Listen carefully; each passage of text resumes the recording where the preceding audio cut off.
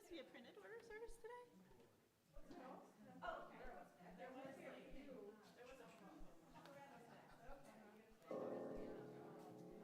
Hi, Rob. Hello. I'm Chris Adams. I'm the Hi. music director here. Nice to meet you. It's nice. I'm so glad that I got to. I slacked in my Sundays early in the month, so I still had one more in my brain that I needed to work. So I'm glad to be able to be here for this. Good.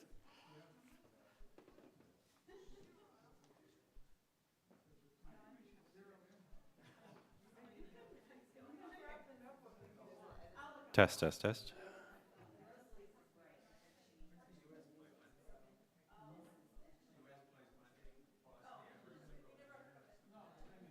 You go. Let me just grab it from my phone. Hang on. I don't know if the online got fixed, so I'm just let all of Oh, you know. okay. This order of service was not fixed. Even though Is this our custom? We go around and just introduce ourselves,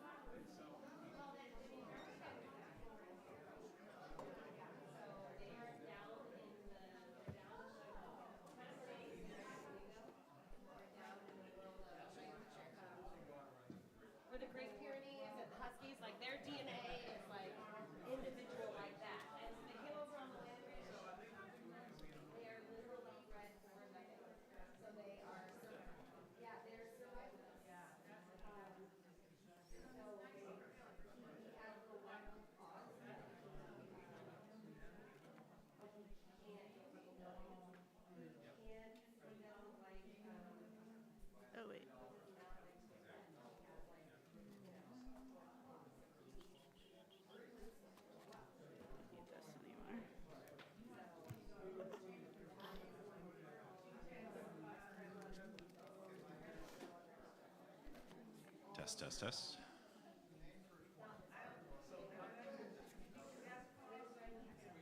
I've actually been to Grand Junction, Colorado. Yeah? My sister um, lived multiple places in Colorado for most of her adult life. Yeah. Really. She lives in Pennsylvania right now, but she came back east. Wow. But she, yeah, that was near one of those areas. I don't know. I can't remember. She didn't live in Grand Junction, but she, I don't know. Anyway, that was many years ago. Yeah, it's been plus years for us. Oh, is that since right? we've been there too, yeah. Very good. We enjoyed our year there in the desert. In the desert. Yes.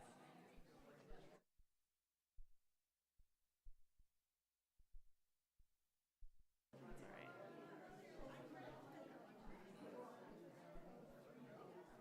So is Reverend Kara full-time, part-time, Three-quarter time. three-quarter?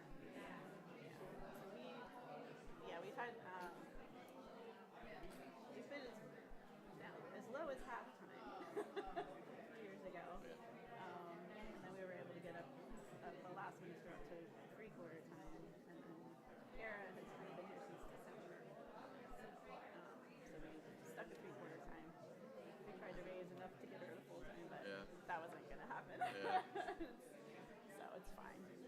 We're kind of used to it now. Yeah. Unfortunately, but it's the way it is. So yeah. Are you normally an interim? Is that what you've been in the past, or you just? I was the interim in the past and now pretty much a affiliated community Okay. minister. Oh, I'm sorry. I did sort of read that. That's fine. I forgot. That's really nice.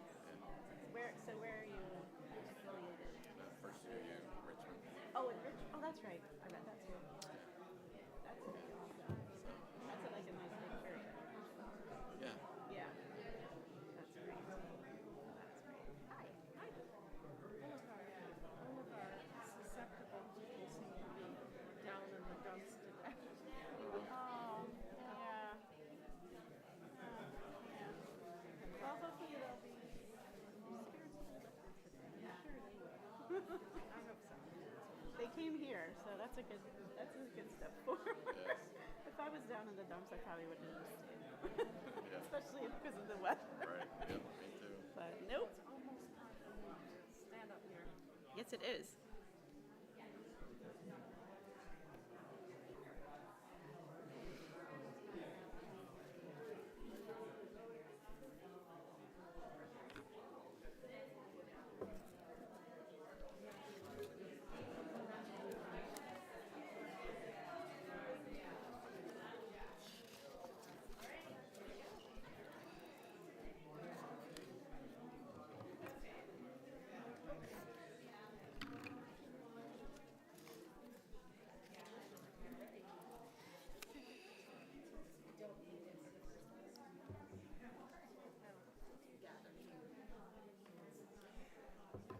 Good morning. Welcome to the Unitarian Universalist Congregation of Sterling, to both those in person and those online. My name is Rosalie Clavet. My pronouns are she, her, and I am honored to serve this congregation as coordinator of the Worship Associate team. This morning, we have a guest minister, and I'm delighted to welcome Reverend Rob Moore. He has served interim ministries in Grand Junction, Colorado. Oh, I'm envious. And Port Townsend, Washington. He went to Texas to be a part of the original ministry team of a new church startup back in 2004. In addition to these ministries, he has taught junior high and senior high OWL, led Wellspring and Soul Matters groups, and participated in various choirs along the way, currently including the Richmond Men's Chorus. He now works at Travelers Insurance, where in addition to his usual duties, he leads mindfulness sessions with a team of presenters. He now serves as a spiritual director and has served as the affiliated community minister at Horizon UU Church in Carrollton, Texas, and now also at First UU in Richmond, Virginia. And Chris will lead us in a gathering song. Please rise as you are willing and able, and help me in singing our opening hymn, which is number 389 in the gray hymnal called Gathered Here. Now this song is pretty simple, but it's most effective when we do it in a round. I like how our church is set up. You guys are very lonely over there in your lap, so we'll go 1, 2, 3. You'll get to be the third ones. All together once. Gathered here in the mystery of the hour, gathered here in one strong body, gathered here in the struggle and the power. Spirit, draw near. This section starts. Gathered here in the mystery of the hour, gathered here in the mystery of the hour. Gathered here in one strong body. Gathered here in one strong body. Gathered, draw near. Gathered here in the mystery of the hour. Gathered here in one strong body, gathered,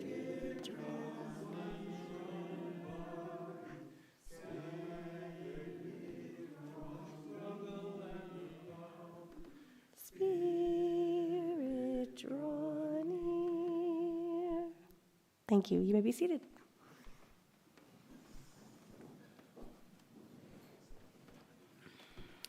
Welcome to this place of fellowship and peace, renewal and deepening, engagement and reflection. I am Jackie Mills, and it is my honor to serve this congregation as a member of the Board of Trustees. Whoever you are, wherever you come from, whatever your identity, age, ability, or history, know you are welcome to bring your full self here. If you are a visitor, we are so glad you're here. You are invited to join us for fellowship after the service. To learn more about UUCS or Unitarian Universalism, you are welcome to reach out to me. Finally, I invite you to share a greeting with those around you, to both those you know and those you have yet to meet.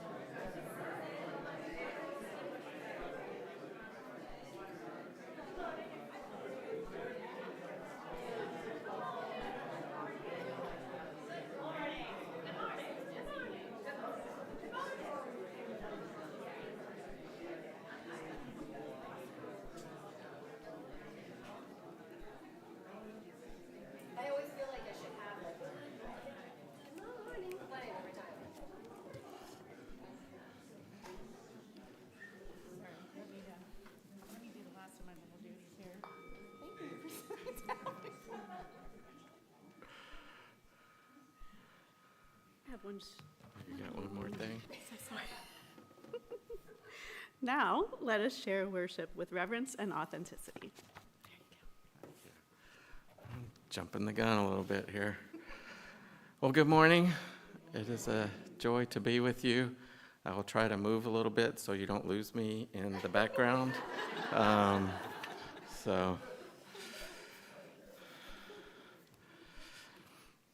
We come to this place of worship both to celebrate the grace that surrounds us and to take solace in the strength beyond our naming. We also come yearning to name what is unraveling in the world and to lament the persistent reality of our broken hearts. We come into our sanctuaries because we are footsore from the long and arduous race.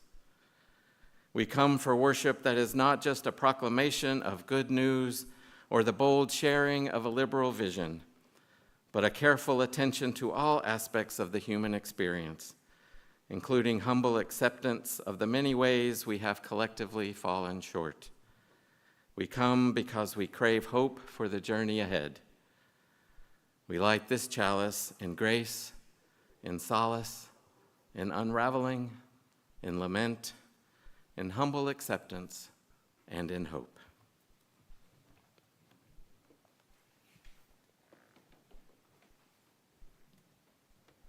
Our chalice song this morning is number 21 in the Gray Hymnal, For the Beauty of the Earth. We're going to sing verses 1 and 2. You may remain seated, and the words, maybe the music, might even appear on your screen. Fancy.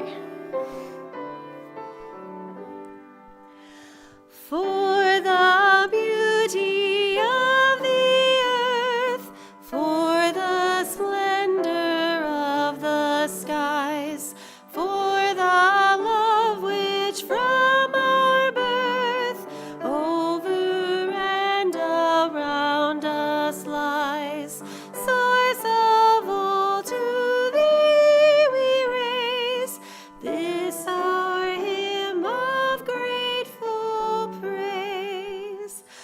For the joy of ear and eye, for the heart and mind's delight, for the mystic harmony, linking sense to sound and sight, source of all to thee we raise this our hymn of grateful praise. Thank you.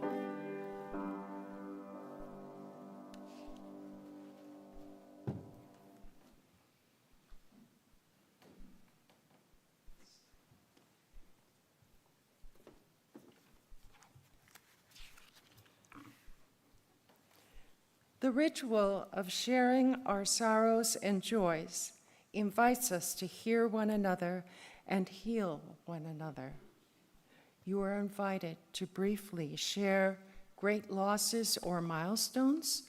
If you are in the sanctuary, I invite you to share your name and your joy or sorrow from the mic in front.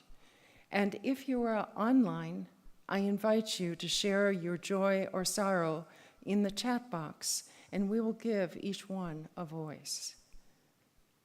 As you share, we will place a stone from the dry bowl into the bowl of water.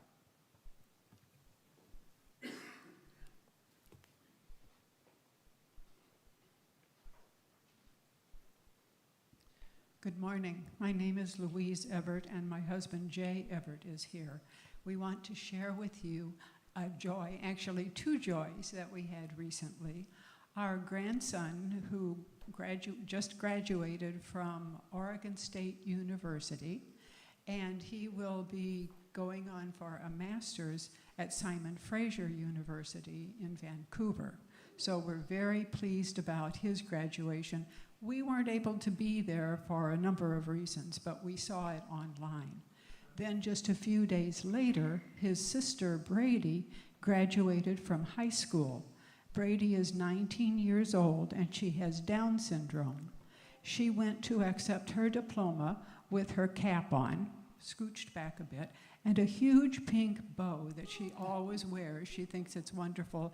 And she was clinging to her super monkey, her kind of like a teddy bear, but she carried that up to get her diploma. So we just want to share that with you.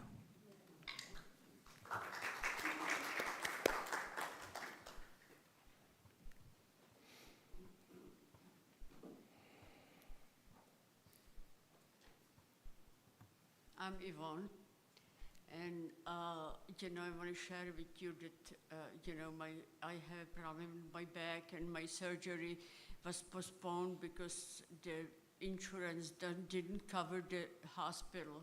So I have an appointment this week with a different doctor, and the joy was a couple of weeks ago, Yvonne came to our house, knock on door with a beautiful, beautiful bouquet of flowers. And it was like one of those things that I didn't expect. And it was beautiful. Thank you.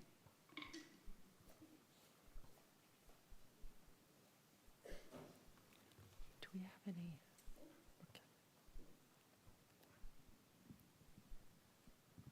Good morning. I'm Sally Bryan Proud. Last week I told you about two of my dear friends that are ill. Kathy was in the hospital for 5 weeks, and now she's in an acute rehab. I visited her yesterday. She's not doing well, but she's in much better spirits since she's no longer in the hospital.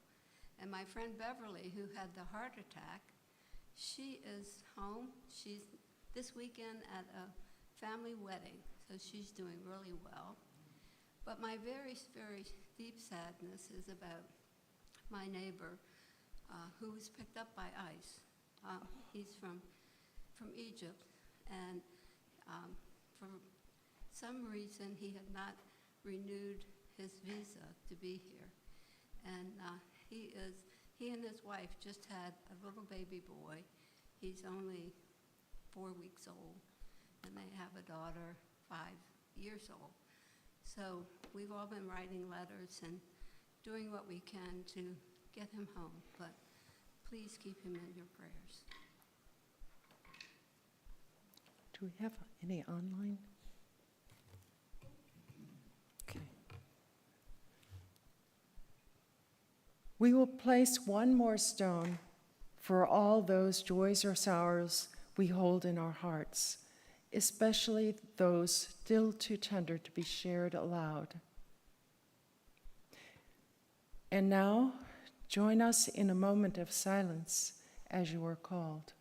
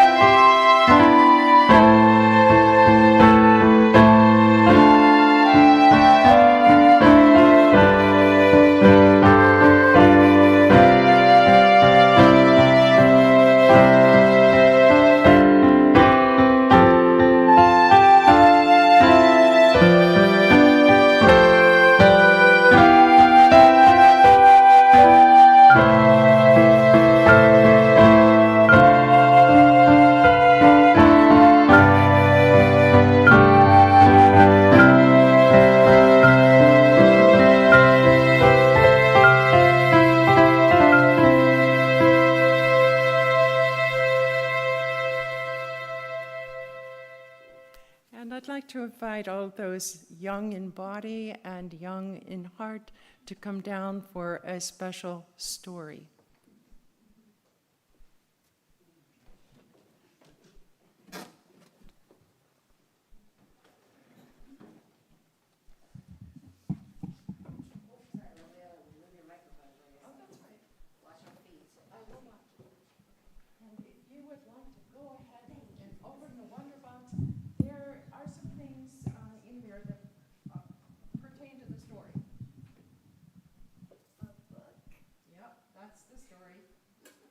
Do you want to read it, the title? Bud finds her gift. And who's it by? Robin Wall Kimmerer. Illustrator. Yeah, the illustrator is here. Oh, the font. Okay. Yeah. Robin Wall Kimmerer. Yes, yes. Oh, I got it right. And then strawberries. Yes, and strawberries. So you can contemplate the story. Those strawberries, they will eventually appear. Oh, I'm good, I'm good. Yeah. So, there once was a little child called Bud who was very good at noticing, okay? And she noticed the shapes of clouds, the smell of cookies baking, and even where Daddy had left his keys.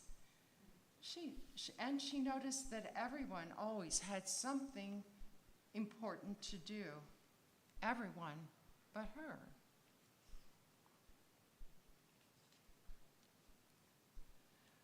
So she went to talk to Nokomis. There's Nokomis over here. And everyone is doing big, important things, Bud told her grandmother. I want to do something big and important too. Nokomis nodded. Come with me tomorrow morning, and we will do something very important indeed. Bud's heart soared. Soon she would do a big thing, but what could it be? At sunrise, Bud and Nokomis walked uphill to stand beside a tall tree.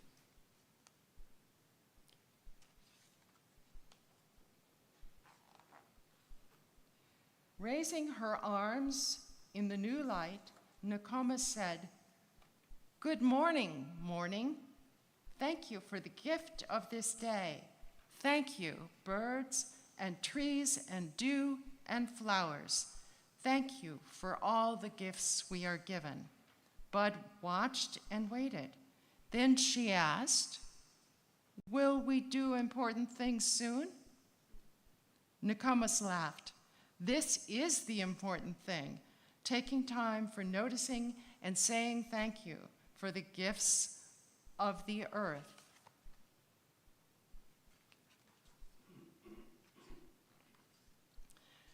Gifts, said Bud, but I don't see bags or boxes. These gifts don't come in bags or boxes. They come from the earth. Look here. Nokomis showed Bud a strawberry. It was the sweetest thing Bud had ever tasted. Is this one of the gifts, Nokomis? You are very good at noticing, my little Bud, Nokomis replied. Now notice more. Notice with your eyes and ears and fingers and listen with your heart. Try it tomorrow and see what happens. The next morning, Bud stood by the same tall tree, noticing as hard as she could. Noticing with her eyes, she saw the colors of the sky. Noticing with her toes, she felt the dewy grass. Noticing with her ears, she heard a beautiful bird song. Listening with her heart, she heard the birds sing. Everyone from the day of their birth was given a gift to share with the earth. I was given the gift of this song, so I share it with you all morning long. The music drifting from the treetop did feel like a gift. Thank you, Robin, Bud said. Bud watched Robin pick at a bit of moss and carry it to a branch. Noticing with her eyes, she saw the moss growing shiny and green. Noticing with her fingers, she found it was soft like cloth. Listening with her heart, she heard the moss chant. Everyone, from the day of their birth, was given a gift to share with the earth. Being soft and green is what I do best. So I share with the birds to make a warm nest. You give gifts to birds, Bud said, and we all get to hear their songs. Thank you, Moss. Then Robin pooped on the soil. The little pile of poop made Bud laugh, but she noticed it was full of strawberry seeds. Seeds Robin had just planted. Listening through her laughter, she heard the little poop trill. Everyone from the moment of birth is given a gift to share with the earth. Even bird poop is a gift for the berries, for the special delivery of seeds that it carries. Thank you, poop, she said, and then giggled. Bud kept noticing. She noticed the soil holding the seeds and seeds growing up to make leaves. She noticed caterpillars eating the leaves, butterflies pollinating the flowers, flowers becoming berries, and mushrooms turning everything back to soil. Everyone played a part, giving gifts to one another all the time, each gift leading to the next. The more Bud noticed, the more thankful she became. Saying thank you for all these gifts was very important indeed. But was it enough?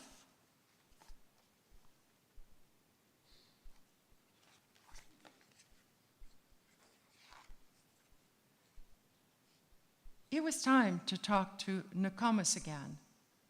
Did you find gifts? Nokomis asked. I saw birds and moss and butterflies, Bud said. They each have a gift to share. Even bird poop planted seeds. I want to be part of it too and give a gift as well, but I can't make nests or leaves or berries. Nokomis, what is my gift? Nokomis hugged her. Don't think of the things you can't do. Notice instead what you can do. Those are your gifts, my dear. Bud thought about Nokomis's words. She began to notice herself. Bud noticed her arms and her legs. She noticed her voice. Suddenly, Bud began to sing. Everyone from the day of their birth was given a gift to share with the earth. She picked up her shovel. I was given the gift of hands and knees, so I'll share them with all by planting more trees. Bud noticed happiness growing inside her. Bud kept singing. I was given the gift of my words to remind us to care for the bees and the birds. I was given the gift of my art, and I share it with you, so we'll all do our part. I was given the gift of seeing, so I share it with people to watch out for all beings. Bud called, Nokomis, I found my big important thing to do. I have gifts to give too. Well done, my little Bud, Nokomis said. Now listen again with your heart. What do you hear? Bud listened. It was as if everyone, including Robin, the moss, and even the little poop, was singing. Everyone from the day of their birth was given a gift to share with the earth. You will know that your gift is true when you hear the earth. Be thankful for you. This book also has a really nice note at the end for parents or older children or a teacher. and it gives some background about the Potawatomi and their culture, which is what inspired this story. The book will be here, and if anybody wants to look at it, you can. And Claire, you're welcome to take the strawberries with you, or share a few.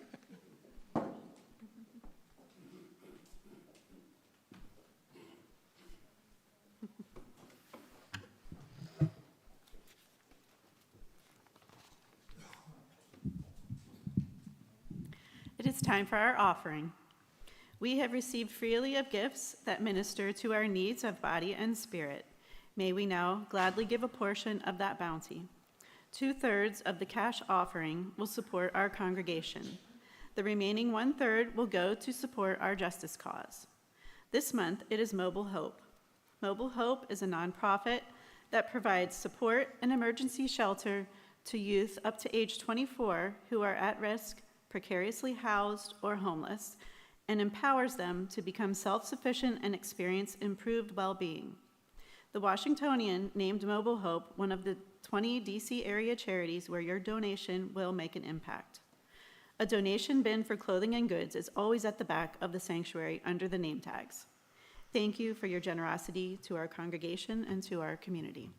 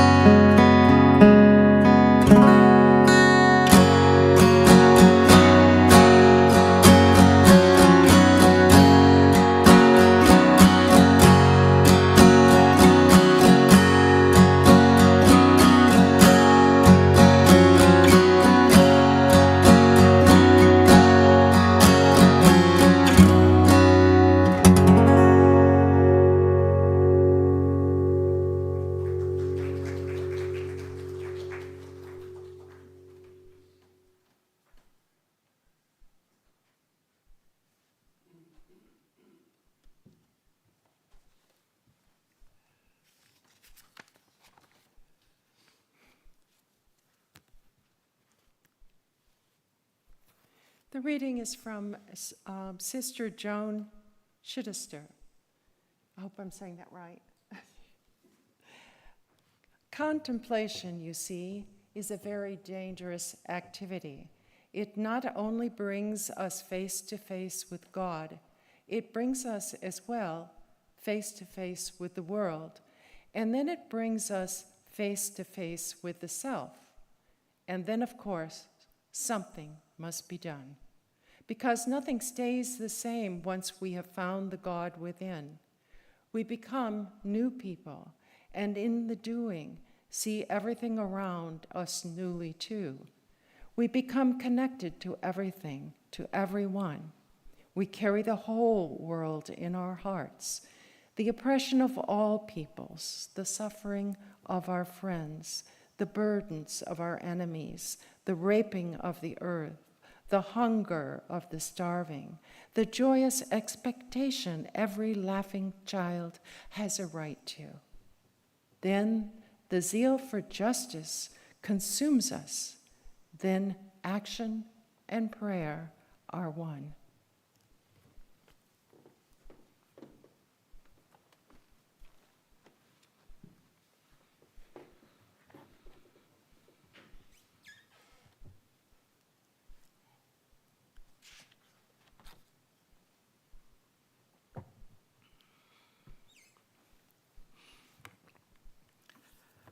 Whenever I visit a new congregation for worship, I take a little stroll through the church website beforehand to figure out the congregation's reasons for being.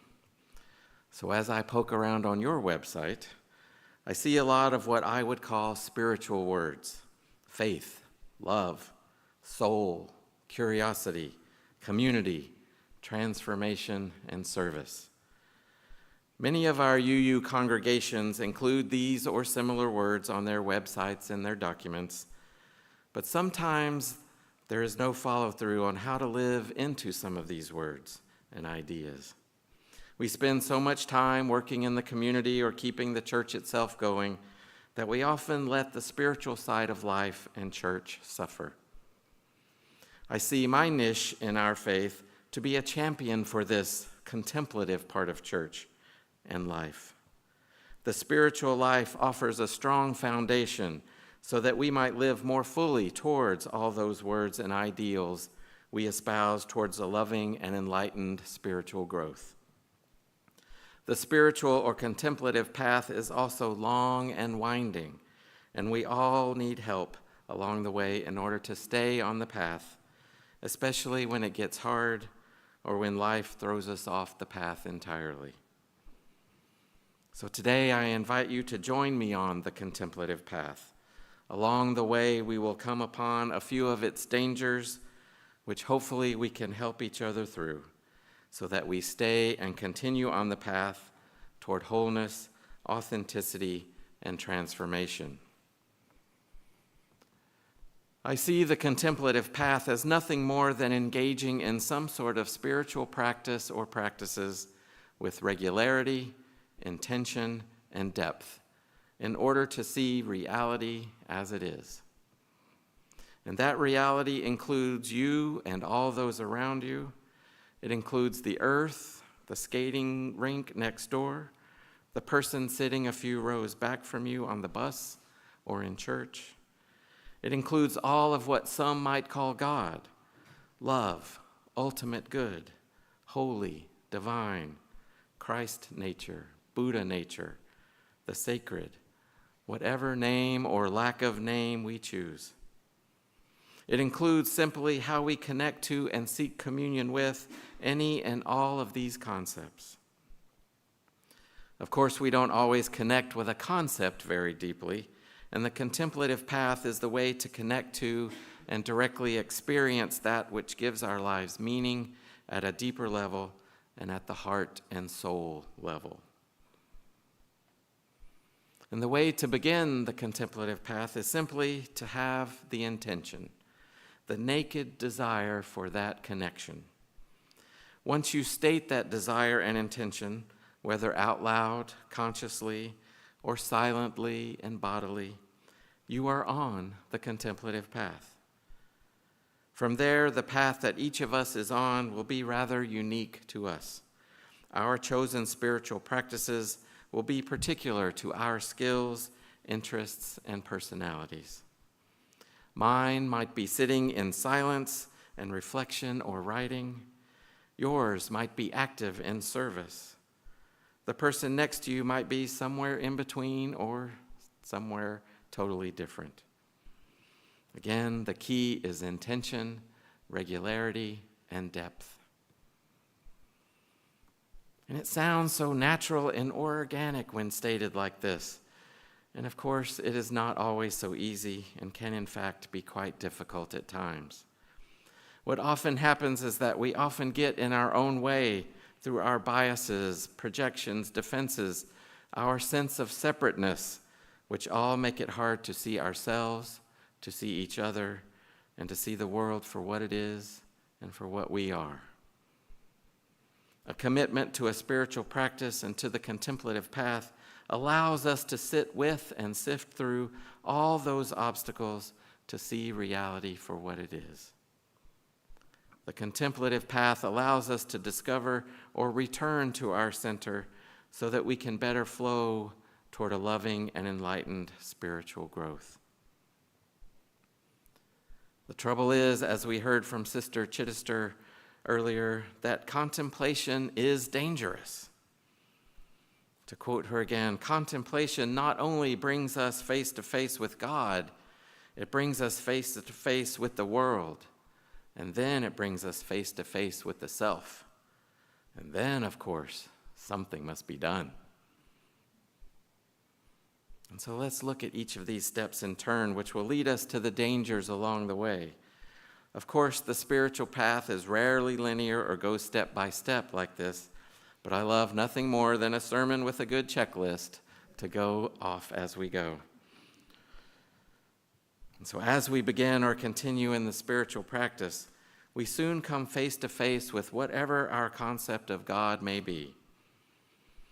If we take simply breathing as an example of a spiritual practice, then following our breath, we perhaps come to realize that we are doing nothing to control that breath.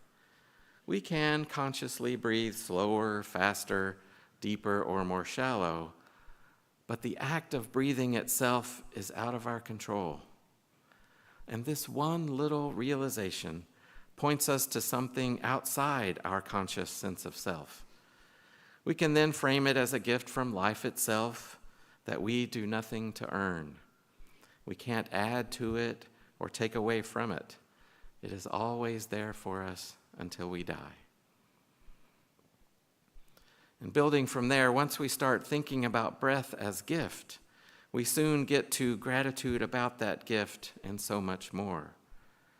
Thanks or gratitude, as we heard in our story this morning, is one of the most basic type of prayers that we can offer ourselves or another. The question then becomes, to whom or to what are we grateful? The concept of life, of God, of mystery can naturally flow from there. And this is just one simple example of how beginning a spiritual practice can bring us face to face with God. As you continue, the experience becomes deeper, more involved. Perhaps in the silence, you might get images or feel sensations. Perhaps you feel a warmth or a tingle. Perhaps in serving others, you begin to see the holy in those you serve, and even in yourself. For me, a common image in meditation is floating in the ocean, warmed by the sun. I feel held, I feel supported, I feel comforted. I frame it as being held by God. You may call it something else. As we continue with our practices, we also come to discover a sense of connection, maybe starting with the natural world, maybe also with those around us in our lives. Following the example of breathing a little farther, we might quickly realize that other people and other beings breathe as well. The same gift of breath that I have been given has been given to everyone else as well. regardless of how much money they make, where they were born, what color skin they live in, and on and on. Perhaps we are reminded that trees breathe out what we breathe in. If it weren't for the trees, we wouldn't have that gift of breath to begin with. In this and many other possible ways, we begin to foster a deeper feeling of connection. And once our sense of connection grows and our sense of separateness thins, we might find ourselves wondering about and tuning into the joy and the suffering around us. We start to wonder about those trees giving us oxygen. We start to wonder about those whose breath is impeded due to illness or injustice. Perhaps in practice, we may remember the way I Can't Breathe called us to justice seeking after the death of Eric Garner a number of years ago. This sense of connection often leads to a desire to engage, to move out into the world and into the lives of others. We begin to realize that in order to preserve my gift of breath and life, I must preserve that of others as well. But often in the midst of that desire and that call to venture out and to serve, we begin to realize all the barriers to that engagement that have built up within ourselves over the years and the decades. And this is where the danger begins to show itself, and where resistance to and often quitting our practices comes in. And so even as it guides us outward, the contemplative path guides us deeper into ourselves. A natural consequence of any practice is that thoughts and feelings and emotions arise. And when these arise, we are sometimes taught to just notice them and gently bring ourselves back to our breath or whatever anchor we are practicing. As our practice continues, though, we can shift our focus and attention to those thoughts and feelings and notice patterns and tendencies. Perhaps we notice anger arising a lot. We notice fear arising. We may notice a sense of calling or invitation arising repeatedly, and any number of other things. What arises in you will be unique to you. And when we continue to practice, we see the blockers that have built up over our lives. Some of those may have been sorely needed at one time in our lives, and perhaps they are not needed anymore. Some of those we soaked up from the culture we grew up in, and now that we see them clearly, we don't want them anymore. For a specific example of how we can work on ourselves to a more just world, I point you to The Inner Work of Racial Justice by lawyer and mindfulness teacher Rhonda McGee, which explains some of these blockers from a racial justice lens with specific types of mindfulness practices to try to clear or transfigure those biases and other obstacles more fully into service and action. And so spiritual practice can deepen our own self-knowledge, our self-awareness by identifying sources of comfort, discomfort, sources of advantage and disadvantage. Another tried and true direct method for this are the many 12-step programs around. Many of us know that these programs have helped thousands, maybe even millions, through their addictions. But I think these programs can also be valued parts of any spiritual or contemplative path. The 12 steps take us through surrender, discovering and trusting some higher power, a fearless moral inventory, another way of saying what we've been discussing these last few minutes. It includes making amends and giving back and engaging others. In this way, coming face to face with ourselves through contemplation and spiritual practices can be quite dangerous, especially to our small self, our ego. All the safety and comfort we've established throughout our years on this earth gets challenged, gets pushed, and it is often scary and dangerous. But imagine you are on the other side of that danger, if only for a moment. Because I would love to say that we only need to break through once and we're done forever, but of course it doesn't work like that.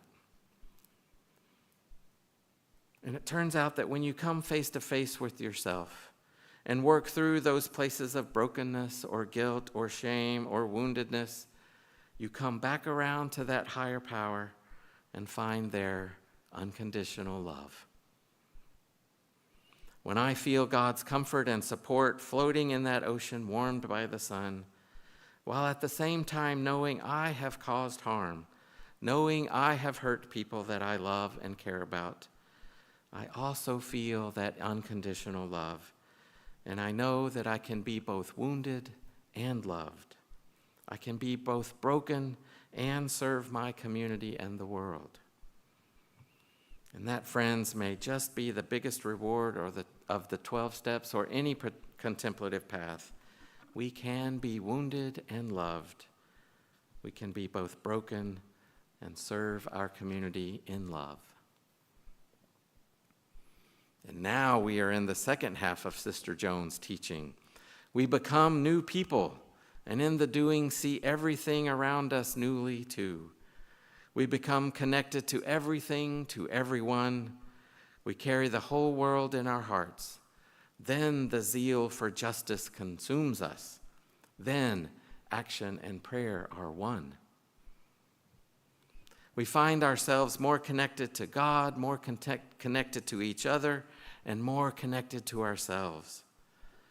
This does not happen just once and for all. It is a continuous path to walk. Even after being a new person or new people, the path is sometimes clear and easy, and other times difficult to see or navigate. In the years following and during the pandemic, with so much focus on racial and economic justice brought on by the death of George Floyd and the clear gaps in the level of service in our healthcare system, I felt a renewed and clear call to serve in some way.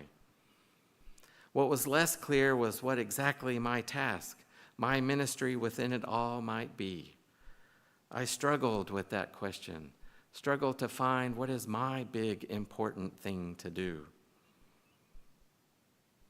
And through it all, I clung to the faith in the process, and the faith that the right path would open for me. It took moving to Richmond 4 years ago and finding a local racial healing organization for it to clear for a time. As soon as I saw their call to join their roster of conversation facilitators, I knew it was the path I was waiting for. All of a sudden, an opportunity arose to serve that matched my gifts, my passions, my interests. Through my practices in that moment, I knew my call. I knew my limitations, my strengths, and I remained open to invitation so that when the right one came along, I was ready to step in and say, "Yes, here I am, take me."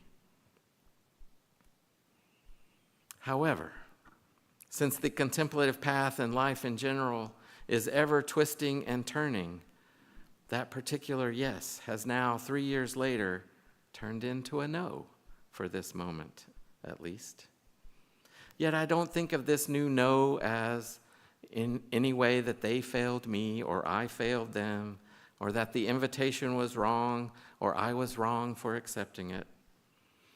And to be clear, my inner critic voice still pops up now again to whisper those very claims in my ear, and then plays the same broken record of, am I doing enough?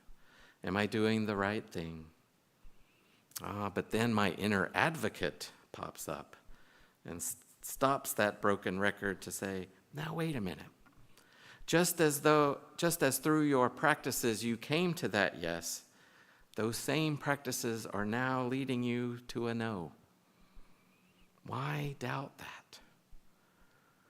My particular personality that involves hyper-responsibility and more than a little bit of perfectionism tends to keep that inner critic voice pretty close. But staying on the contemplative path with faith and surrender keeps the inner advocate just as close, So I am more and more able to listen to that advocate much more often than I do the critic. The yes I am called to these days involves more writing, more preaching, more spiritual direction, more rites of passage, and more singing. I also know that yes will most probably change and evolve as well. And staying on the contemplative path helps me to discern and grow and mature into all the transformations along the way. And that same path is open to you right now. Whether you are on the path of spiritual practice and contemplation, just thinking about beginning, ready to begin, long-time prayer or meditator, engaging in contemplative service, or a dabbler here and there, or everywhere else on that spectrum, you can start or renew a commitment to the journey and to discover and deepen your center. And when you run into danger, into those places where you are broken, where you are wounded, where you have guilt or shame, know that you are not alone. Look around this congregation for ways to connect, either in the service of voting or allyship, or in the spiritual practices of writing or art or worship, or in the fellowship of covenant groups, support groups, and purely social groups. And if you don't know where to begin, there are spiritual directors out there like me who would love to walk with you on your journey, to help you find that beginning spot or the next step, and to be a companion with you along the journey, to illuminate your path when it gets murky, and to celebrate with you when the path becomes clear. Come talk to me after the service if you're interested in that. The contemplative path is not for the faint of heart. It can be a comfort and a foundation, but it also can be dangerous when the invitation comes and we are not ready, when the fear arises and we are stuck, when anger arises and we resist. Once you're on the path, though, a loving and enlightened spiritual growth begins to emerge more and more, and fear, anger, and all the excuses appear less and less. I hope you join me in contemplation in everyday life so that we can all be anchored within our center and sent forth in confidence that action and prayer are one, and we can be of use in both our woundedness and in our desire and power to serve. So may it be, and amen.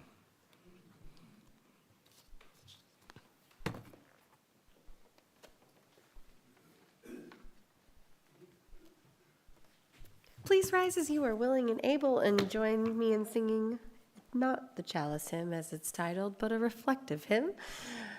Number 1008 in the teal hymnal, When Our Heart is in a Holy Place.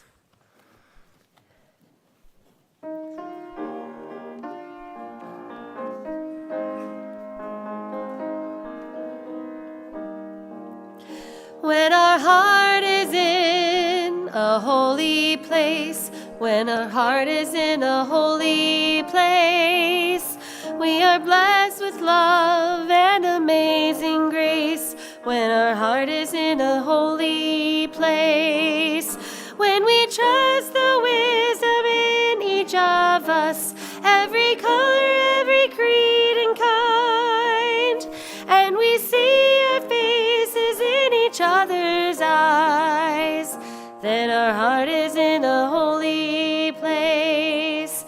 When our heart is in a holy place, when our heart is in a holy place, we are blessed with love and amazing grace.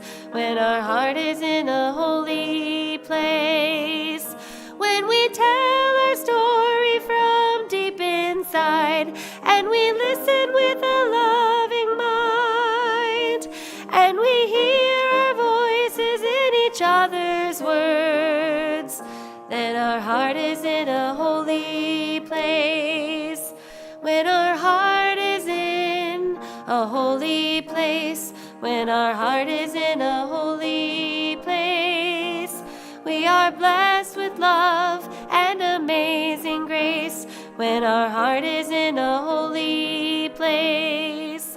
When we share the silence of sacred space, and the God of our hearts stirs within, and we feel the power of each other's faith, then our heart is in a holy place.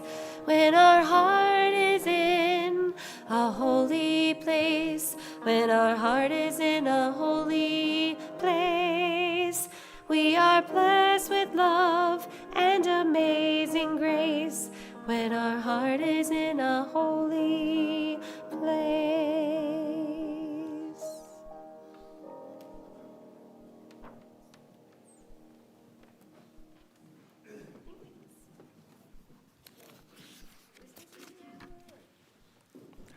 As we prepare to conclude our service, you are invited to reach out your hands and hearts into the space of this community, to join in a virtual circle inclusive of all.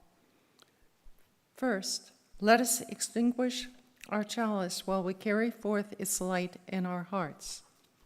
Please join us in our covenant.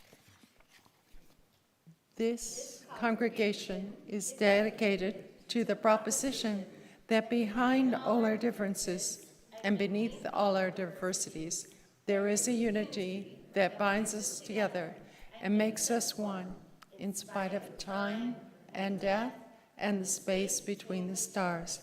We pause now in silent witness to that unity.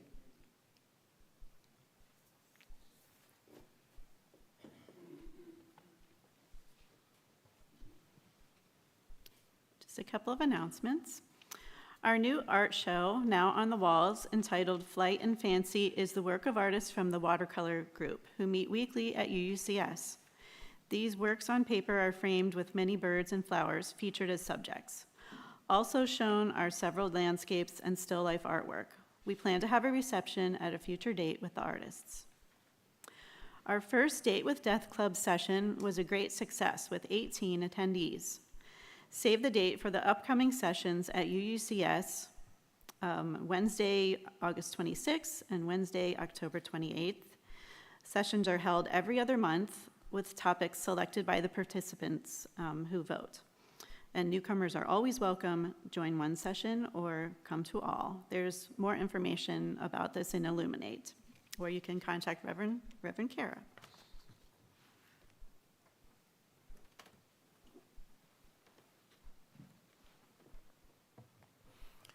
As we prepare to go our separate ways from this place, I hope in this sacred time together we have shared in grace and in solace. We have eased the burden of unraveling and lament, and may we now depart in humble acceptance and in hope. So may it be. Amen. Go now in peace. One last time, rise as you are willing and able, and join me in singing our closing hymn, Love Will Guide Us. We're just going to do verse 1. Make it good. Love will guide us, peace has tried us, hope inside us will lead the way on the road from greed to giving. Love will guide us through the hard night. Thank you so much. Please give us a few minutes. Rosalie is going to try to get the virtual coffee hour going, so that link is in your order of service. Otherwise, have a wonderful day.